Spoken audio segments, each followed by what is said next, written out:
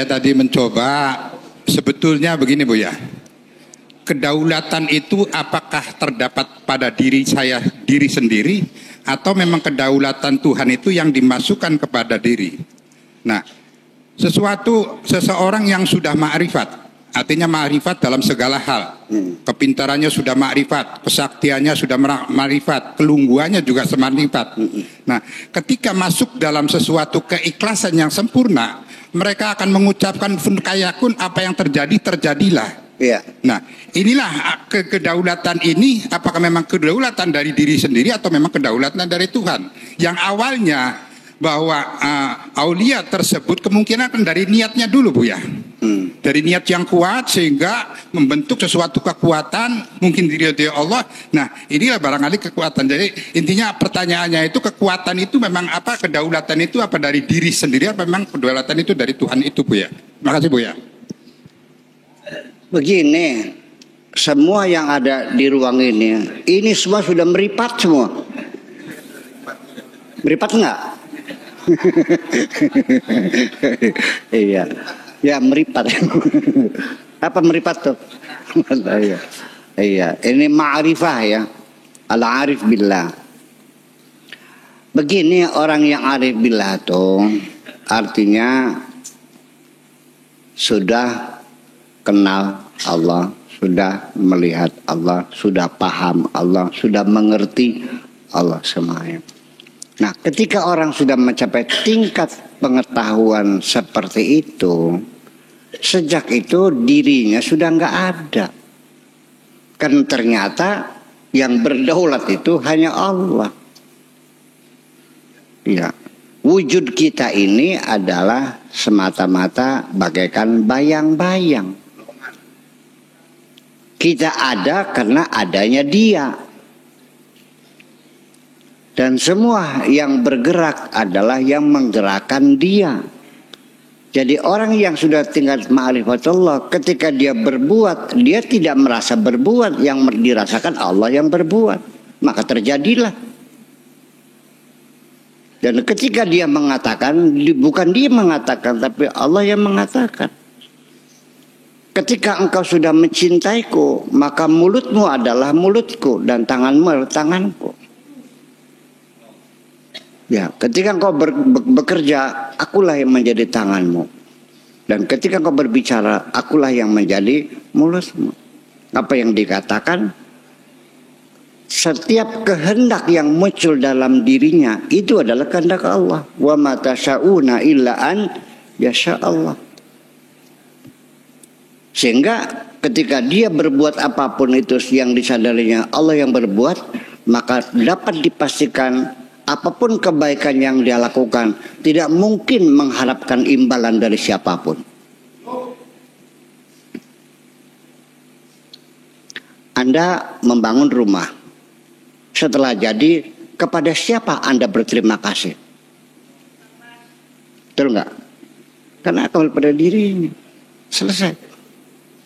Nah, jadi ini bukan fatalisme ya. Ini untuk kondisi seseorang tertentu yang sudah mencapai tingkat fana.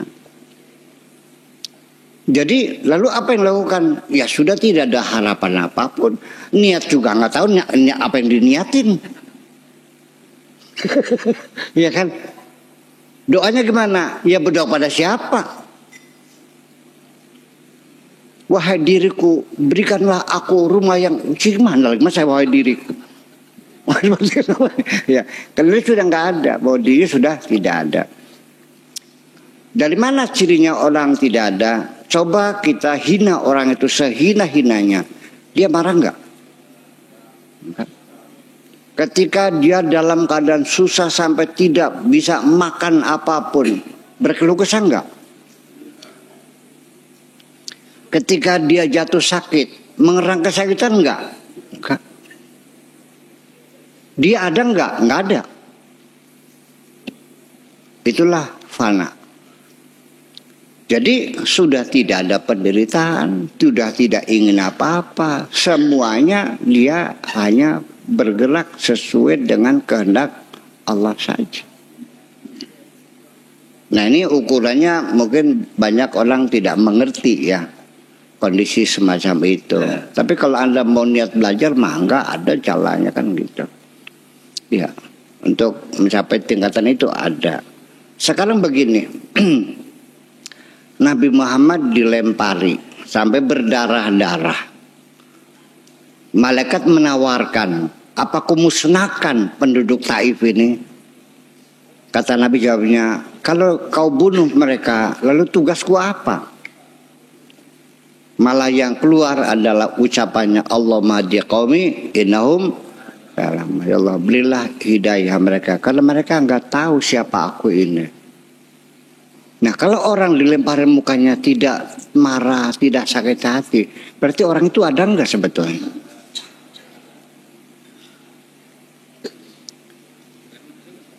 Sulaiman ada. Nah itulah. Nah itulah makanya jadi kita ukurannya bukan semacam itu. Jadi begini aja lah. Kita ini itu kan teori ya. Sekarang saya ingin menjelaskan dengan bahasa realita di lapangan. Di mana keterlibatan dirimu dalam hidupmu. Coba jelaskan di mana keterlibatanmu dalam dirimu. Realita di lapangan kamu terima beres semua. Tinggal duduk manis, rambut panjang sendiri, darah mengalir sendiri, jantung berdegup sendiri, paru-paru kembang kempis sendiri, ampasnya keluar sendiri, keringat sendiri, tidur ya tidur sendiri, bangun-bangun sendiri. Di mana keterlibatanmu?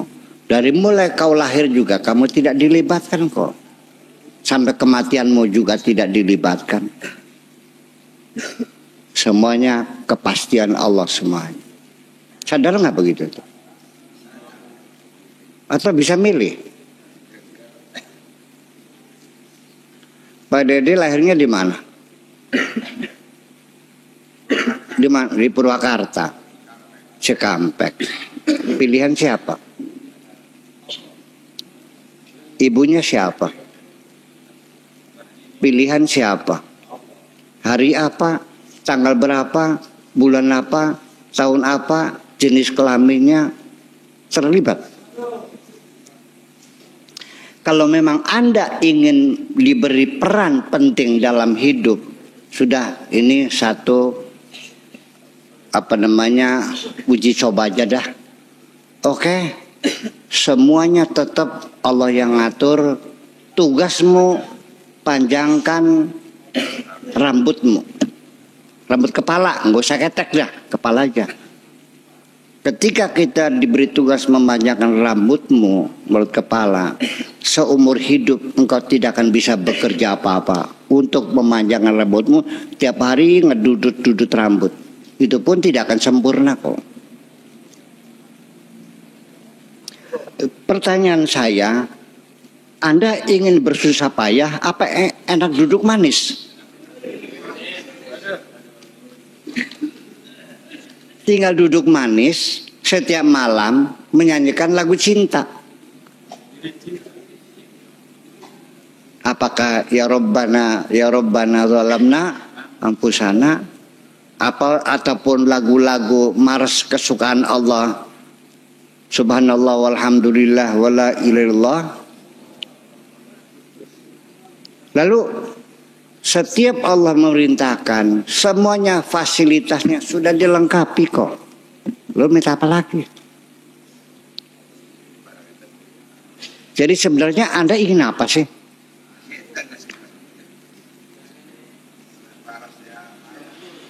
Nah ini yang jadi persoalan. Ini yang membuat kacau balau pikiran kita ini, karena di dalam dirimu ada nafsu namanya. Saja. Tetapi nafsu juga harus kita nikmati. Tanpa itu kita tidak merasa, tidak akan mendapatkan kesenangan di dunia ini. Tanpa nafsu engkau tidak akan bisa menikmati cantiknya wajah perempuan. Tanpa nafsu kamu tidak akan merasakan nikmatnya sate. Itu aja. Jadi nafsu biarkan hidup, tapi yang penting bagaimana kira-kira nafsu itu bisa dikendalikan. Itu cakap Ustaz. Non? Iya. Jadi kedaulatan mutlak semuanya ada di tangan Allah semuanya. Ya. Ya, begini.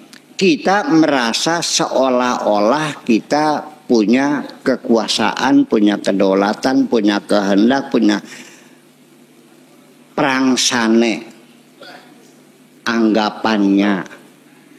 Nyatanya sampai keinginan pun yang muncul dalam dirimu itu diciptakan oleh Allah. Anda berkeinginan seperti itu.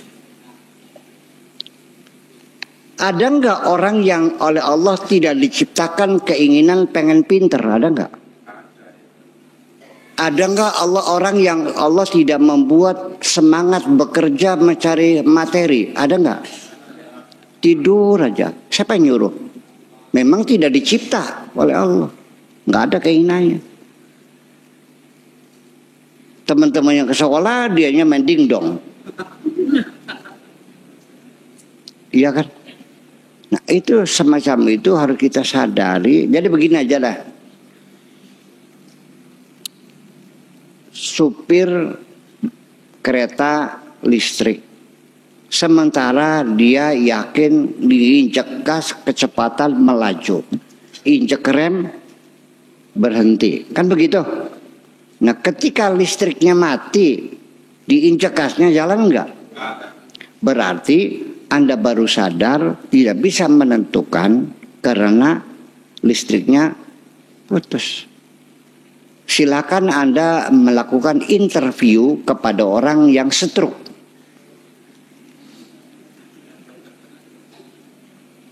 Saya bertanya Pak orang stroke, dulu Anda mengancam memukulin saya.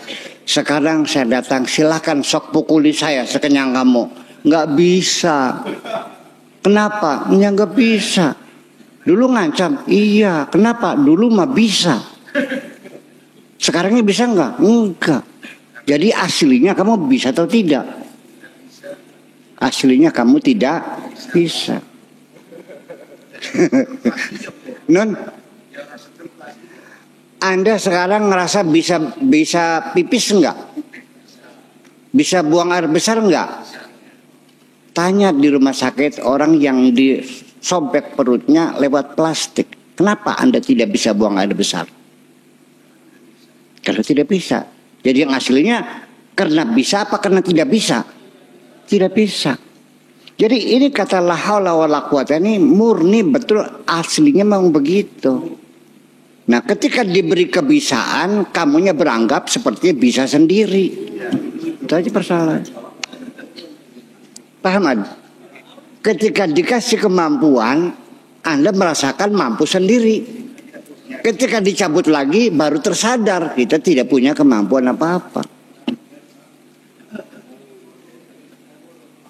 Dan biasanya kesadaran semacam itu tuh spiritual tuh datangnya adalah pada saat kita terjepit dalam kehidupan. Ya, yuk kita ke Astana Gunung Jati.